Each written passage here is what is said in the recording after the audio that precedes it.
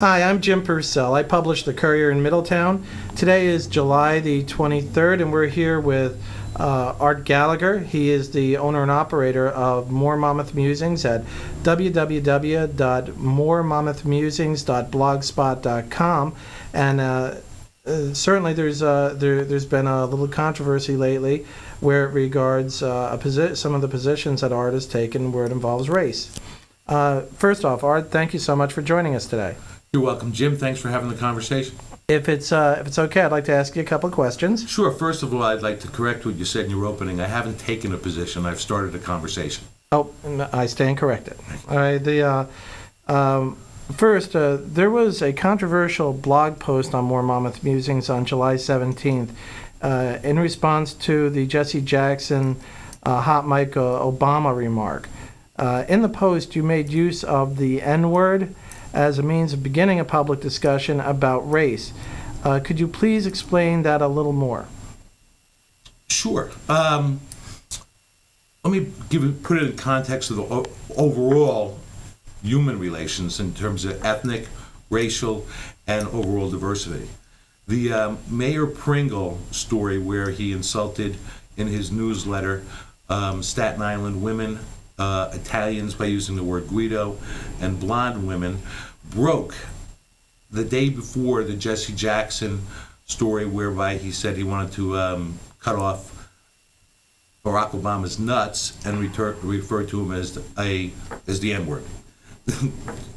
I know you don't want me to say the real word, but the fact of the matter is the Pringle story became a national story and is still a story. It was the whole editorial page of the Asbury Park Press yesterday. The right-hand side was covered with that story, 2 op-ed pieces and then comments. And today in this, the NJ.com blog reviews is all about that. It's still a story, and it's a national story. Pringle has become a national figure and a national joke because of his, quite frankly, while funny, stupid remarks for a public figure to make. Yet, the Jackson story is over, and what he said is far more offensive than what Pringle said. Yet there's a double standard. I do believe that racial harmony and race relations are possible. I know it's possible in my life and consistent with my own experience. But yet there's a double standard in the media, and there's a double standard by some black leaders, not all, with regard to the use of that word. It is prevalent throughout black pop culture, black literature. It used to be prevalent in white culture, from Charles Dickens to Mark Twain. But for their own reasons, and I think their own power and economic reasons, certain elements of the black community have riled up some of their supporters. I don't believe by far it's the majority, but I haven't done a statistical analysis, to use it to create more angst and more separatism. If I could, please, because that leads into our next question. You're using the N-word as part of the discussion. Can you describe your position on the word and its use in general? I don't use the word. Prior to writing the post, and I wrote the post quite frankly because I was offended that the mainstream media was referring to and giving cover to Jackson for what he said. I don't use the word. I would never call anybody what Jackson called the person who might be the next president of the United States. I don't use it because it hurts people's feelings. And that's not how I relate to people. Yet, had I not used it in the posts, I would not be exposing that hypocrisy, and we would not be having this conversation.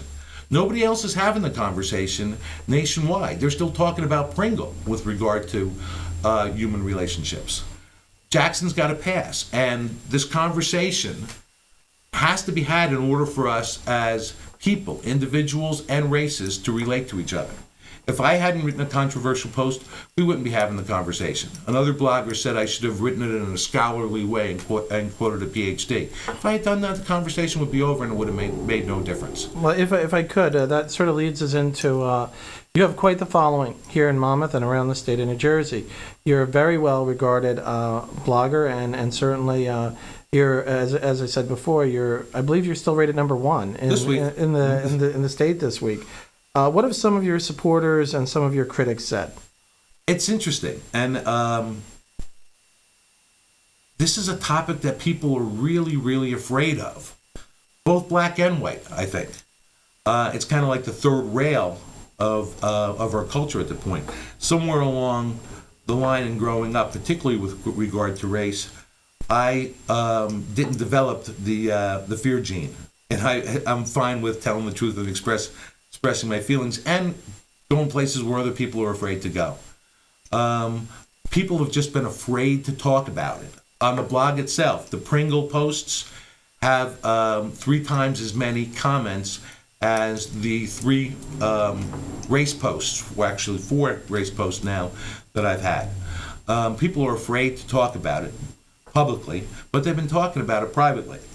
There's been outrage, which I think is misguided, but at least it's a conversation. I'm okay starting a conversation angry if we can get past the anger and start understanding each other.